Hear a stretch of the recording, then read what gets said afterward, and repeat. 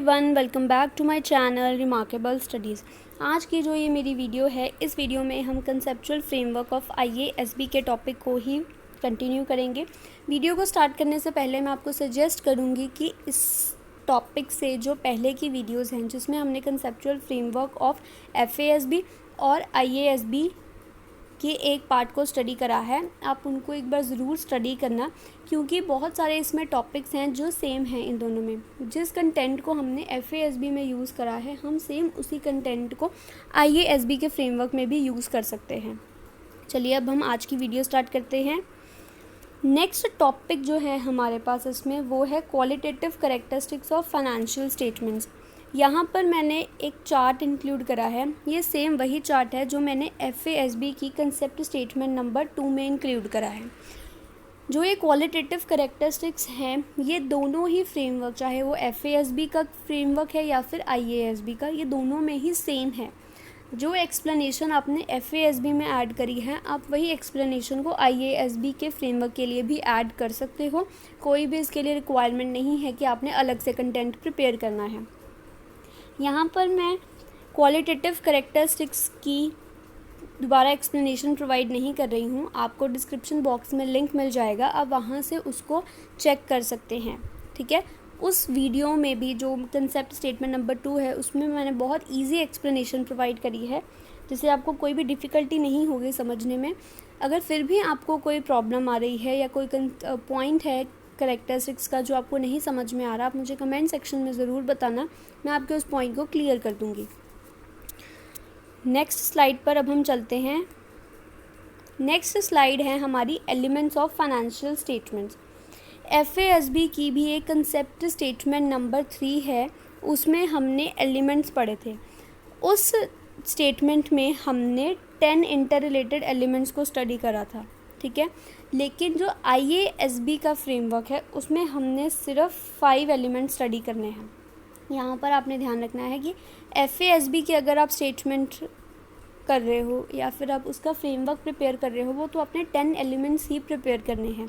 लेकिन अगर आप IASB का फ्रेमवर्क प्रिपेयर कर रहे हो तो उसके लिए आपने 5 एलिमेंट्स प्रिपेयर करने हैं, क्योंकि IASB का जो फ्रेमवर्क है उसमें इन 5 एलिमेंट्स को ही स्टडी करा गया। ठीक है, assets, liabilities, equity, income and expense.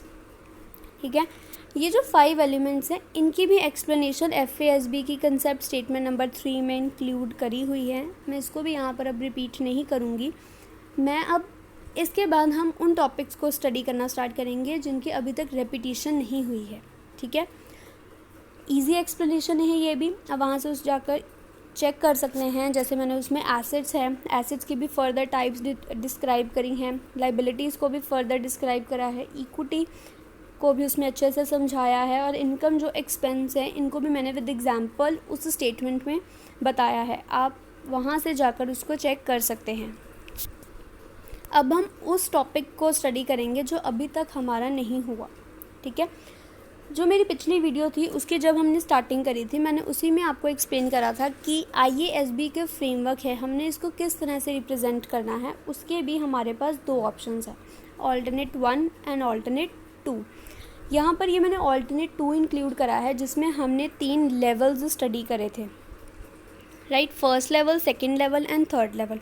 First level में हमने ऑब्जेक्टिव स्टडी कर लिए थे अपनी फर्स्ट वीडियो में, वहाँ पर हमारा लेवल 1 कंप्लीट हो गया। और जो सेकंड लेवल है उसमें क्वालिटेटिव कैरेक्टरिस्टिक्स और एलिमेंट्स इंक्लूड होते हैं। क्वालिटेटिव कैरेक्टरिस्टिक्स वही कंसेप्ट स्टेटमेंट नंबर 2 वाले, प्राइमरी और सेकेंडरी, और जो एलिमेंट्स हैं यहाँ पर आपने ध्यान रखना है, ये IASB का फ्रेमवर्क है। ठीक है, यहाँ पर हमने 5 एलिमेंट्स को ही स्टडी करना है, asset, liability, equity, income and expense. आप यहाँ पर उनकी एक्सप्लेनेशन लिख दो, आपके 2 लेवल्स जो हैं वो यहाँ पर कंप्लीट हो जाएंगे। ठीक है, अब हमारा इसमें थर्ड लेवल रहता है, अब हम उसको स्टडी करेंगे। ये था हमारा ऑल्टरनेट 2, जो मैंने आपको बताया था कि आप इस तरह से भी लेवल्स को इंक्लूड करके भी IASB का जो फ्रेमवर्क है उसको प्रेजेंट कर सकते हो। अब यहाँ पर लेवल 3 है जो, ठीक है, जो भी अब हमारे टॉपिक्स रह गए हैं फ्रेमवर्क के IASB के, अब वो सब थर्ड लेवल में आएंगे, जैसे रिकॉग्निशन, मेजरमेंट, डिस्क्लोजर्स हैं और concept of capital and capital maintenance. अब वो सभी कॉन्सेप्ट्स जो रहते हैं वो थर्ड लेवल में इंक्लूड होंगे। अब यहाँ पर ये मैंने ऑल्टरनेट 1 भी साथ ही में इंक्लूड करा है कि आपको ये भी मैं अच्छे से क्लियर कर दूँ कि कौन से टॉपिक्स जो हैं वो इस वीडियो तक कंप्लीट हो गए हैं और कौन से रहते हैं। ठीक है, ऑब्जेक्टिव्स हमारे डन हैं, क्वालिटेटिव कैरेक्टरिस्टिक्स हमारे डन हैं, और ये जो टॉपिक है इसमें एलिमेंट्स जब जो हैं हमारे एलिमेंट्स ऑफ फाइनेंशियल स्टेटमेंट्स, इसमें हमारे पास फर्दर 4 कंसेप्ट्स आ जाते हैं। ठीक है, elements of financial statements, recognition, measurement and disclosures. ये जो एलिमेंट्स हैं ये वही वाले एलिमेंट्स हैं जिनकी हमने 5 टाइप्स स्टडी करी हैं, assets, liability, equity, income and expense. ये एलिमेंट्स हमारे सेम हैं। ठीक है, अब ये टॉपिक हमारे इसमें रहते हैं। अब हम इनको आगे कंटिन्यू करेंगे। मैंने आपको पहले ही बताया था कि ये जो ऑल्टरनेट है हमारे पास, ऑल्टरनेट 1 एंड ऑल्टरनेट 2, दोनों में सेम कंटेंट को एक्सप्लेन करा गया है। ये नहीं है कि कुछ फ़र्क है इन दोनों में, कंटेंट सेम है, सिर्फ उसको लिखने का तरीका अलग है, उनकी जो पोजीशंस है उसको इसमें शफल करा गया है। ठीक है, otherwise both the conceptual framework are same. आपको जो भी अपनी कन्वीनियंस के अकॉर्डिंग अच्छा लगे, अटेम्प्ट करने के लिए ईजी लगे, आप उसको अटेम्प्ट करना।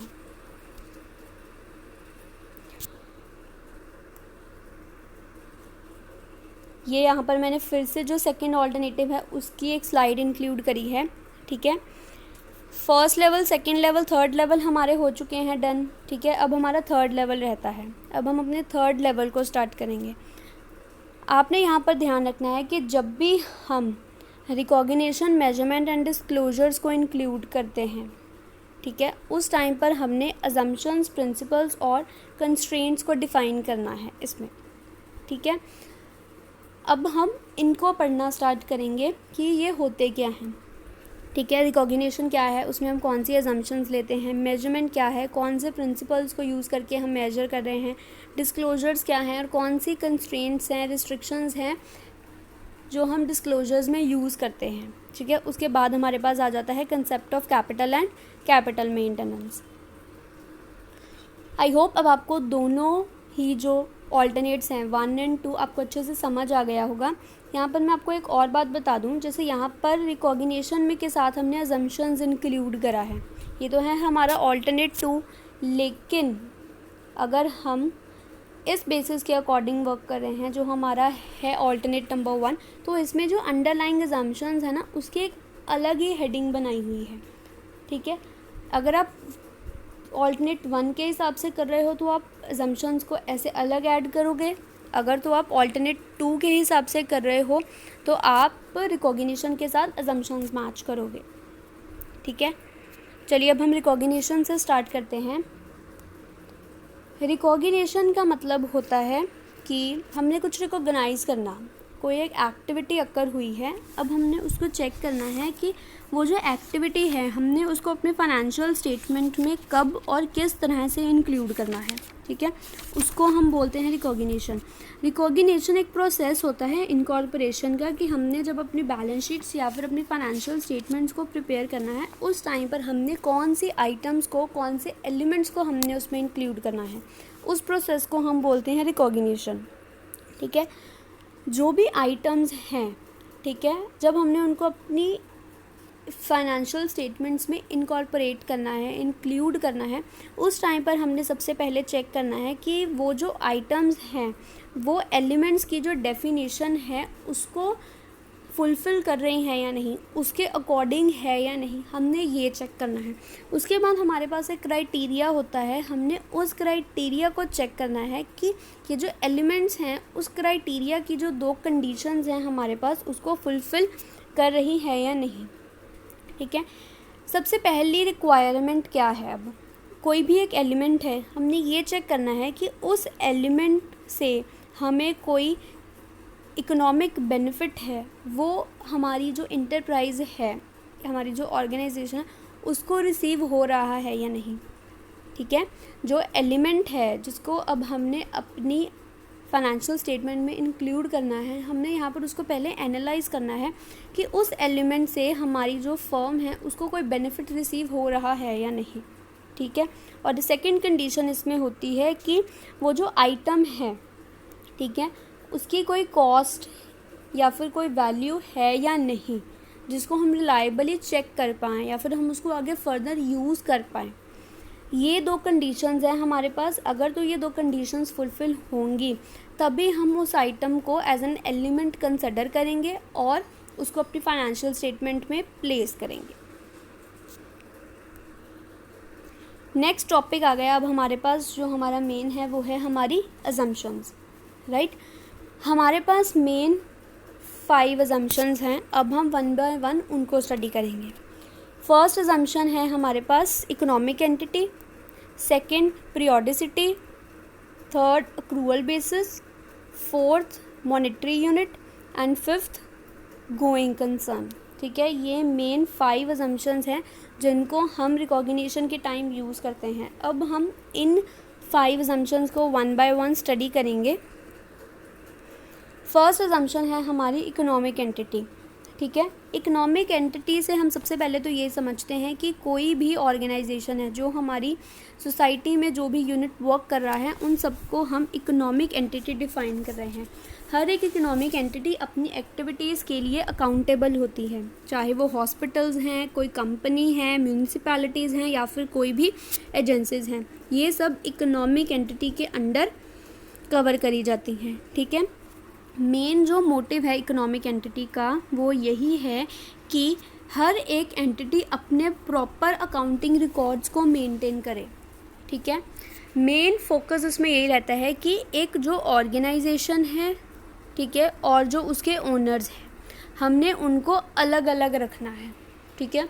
ऑर्गेनाइजेशंस की जो एक्टिविटीज़ हैं हमने उनको ओनर्स की एक्टिविटीज़ के साथ मिक्स नहीं करना, ठीक है।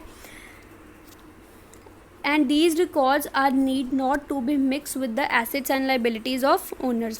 फर्म की जो भी ट्रांजैक्शंस हैं उनको हमने फर्म के पर्सपेक्टिव से रिकॉर्ड करना है और जो ओनर्स की एक्टिविटीज़ हैं हमने उनको ओनर्स के पर्सपेक्टिव से रिकॉर्ड करना है। दोनों को कभी भी हमने इंटरचेंज नहीं करना। इस अजम्पशन में जो एंटिटी है वो डिफ़र करती हैं ओनर से, मीन जो ओनर्स और जो एंटिटी है वो दोनों ही अलग अलग हैं, ठीक है। Accounting and reporting is done from the perspective of entity. हमने जो अपनी रिपोर्टिंग या फिर अकाउंटिंग करनी है वो हमने अपनी एंटिटी के पर्सपेक्टिव से करनी है। ध्यान रखना है आपने, recorded activities of the business should be kept separate from the recorded activities of owners. यही मेन पॉइंट है इकोनॉमिक एंटिटी का कि हमने ओनर्स को और जो हमारी फर्म है उसको हमने मिक्स नहीं करना, दोनों को अलग अलग रखना है। नेक्स्ट है हमारे पास हमारी टाइप, वो है पीरियोडिसिटी। यहाँ पर एक स्पेलिंग एरर है, आप इसके स्पेलिंग यहाँ ठीक कर लेना, PERIODICITY आएगा पीरियोडिसिटी। पीरियोडिसिटी का मतलब होता है tendency to recur at intervals. Recur means occur होना। हमने इंटरवल्स डिसाइड कर लिए, ठीक है। हमने उन इंटरवल्स पर अपनी फाइनेंशियल स्टेटमेंट्स को प्रिपेयर करना है। स्टेटमेंट्स को टाइम टू टाइम अपडेट करते रहना है जिससे हमें up to date information organisation के रिगार्डिंग मिलती रहे। हमारे जो यूज़र्स हैं वो लिक्विडेशन का वेट नहीं करते। लिक्विडेशन मीन्स आपको मतलब लिक्विडेशन का मीनिंग आपको क्लियर ही होगा। Liquidation means a state when it is clear that a company comes to its end, कि जो कंपनी है अब वो ख़त्म होने वाली है। कंपनी ने अपने सभी एसेट्स को रियलाइज़ करना स्टार्ट कर दिया है और उन एसेट्स से कंपनी को जो अमाउंट रियलाइज़ होगी उससे वो अपनी लाइबिलिटीज़, अपने क्रेडिटर्स को सेटल करेगी, ठीक है। उसको हम बोलते हैं लिक्विडेशन। यहाँ पर हमने ये समझना है कि जो हमारे यूज़र्स होते हैं वो लिक्विडेशन तक का वेट नहीं करते कि लिक्विडेशन जब होगी उस टाइम कंपनी अपनी फाइनेंशियल स्टेटमेंट्स को प्रिपेयर करेगी और उस टाइम पर हमें कंपनी की जो एक्टिविटीज़ हैं उनके रिजल्ट्स के बारे में इंफॉर्मेशन पता चलेगी, ठीक है। अगर तो हम इस अजम्पशन को यूज़ करें कि कंपनी सिर्फ लिक्विडेशन के टाइम ही अपनी फाइनेंशियल स्टेटमेंट्स को प्रिपेयर करेगी, तो अब हम पीरियोडिक रिपोर्ट्स की डिमांड नहीं कर सकते, ठीक है। इसीलिए हम यहाँ पर पीरियोडिसिटी के अजम्पशन को यूज़ करते हैं कि टाइम टू टाइम इंटरवल्स पर फाइनेंशियल स्टेटमेंट्स को अपडेट करा जाएगा, यूज़र्स को राइट इन्फॉर्मेशन प्रोवाइड करी जाएगी एट राइट टाइम, ताकि वो इंपॉर्टेंट डिसीजंस ले पाएँ उस ऑर्गेनाइजेशन के रिगार्डिंग। क्योंकि हम सब जानते हैं कि ऑर्गेनाइजेशन जिस एनवायरनमेंट में वर्क करती है वो डायनेमिक है, अनसर्टन है, टाइम टू टाइम उसमें चेंजेस आ रहे हैं। अब उन चेंजेस से हमने डील कैसे करना है, उसके लिए हमें कुछ इंपॉर्टेंट डिसीजंस लेने पड़ते हैं। वो डिसीजंस हम तभी लेंगे जब हमारे पास प्रॉपर इन्फॉर्मेशन आएगी।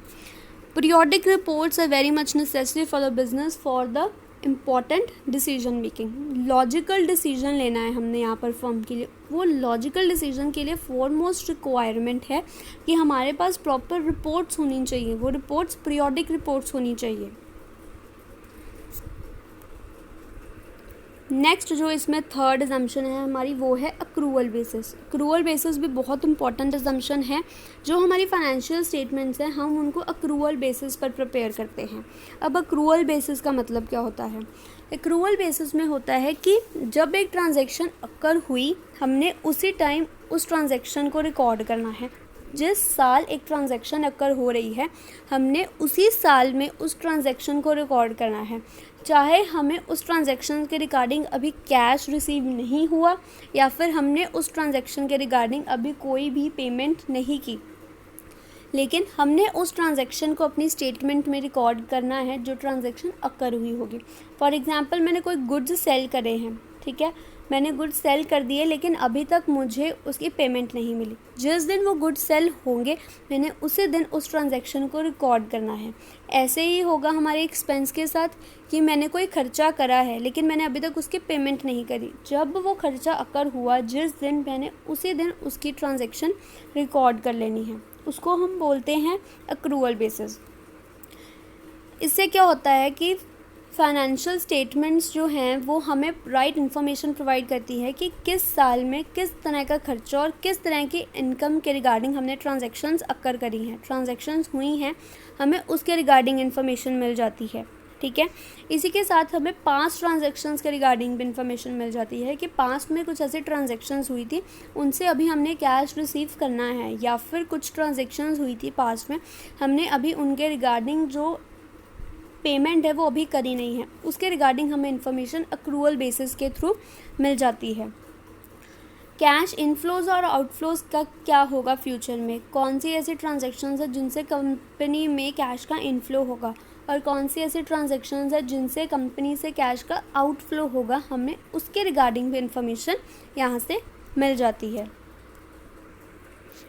नेक्स्ट है हमारे पास monetary unit. Monetary unit very easy, हम सब जानते हैं कि हमने उन्हीं आइटम्स उन्हीं ट्रांजैक्शंस को रिकॉर्ड करना है अपने फाइनेंशियल स्टेटमेंट में जो जिनको हम एक्सप्रेस कर सकते हैं in the terms of currency, ठीक है।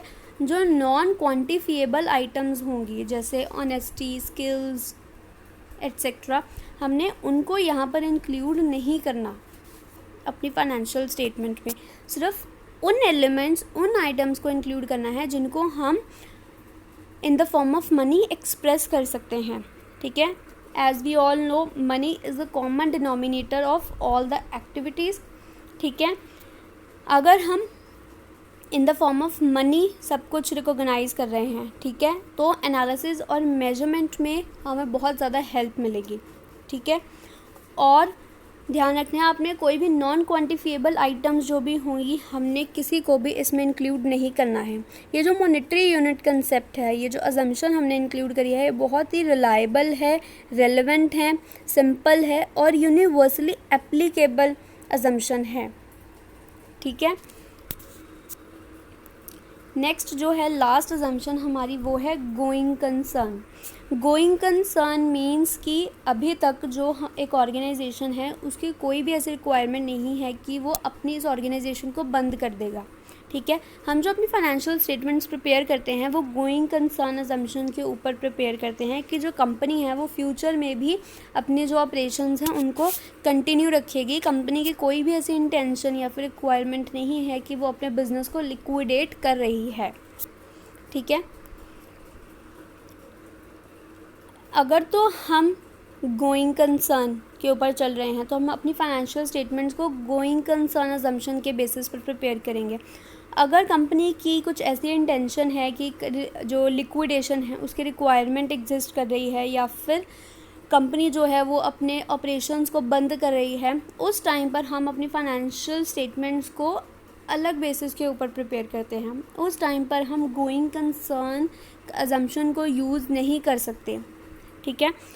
अगर हम गोइंग कंसर्न अजम्पशन को यूज़ कर रहे हैं तब हमने अपने एसेट्स को कॉस्ट के ऊपर रिकॉर्ड करना है। आपने ध्यान रखना है, हमने कॉस्ट के ऊपर अपने एसेट्स को रिकॉर्ड करना है अगर हम गोइंग कंसर्न अजम्पशन को यूज़ कर रहे हैं।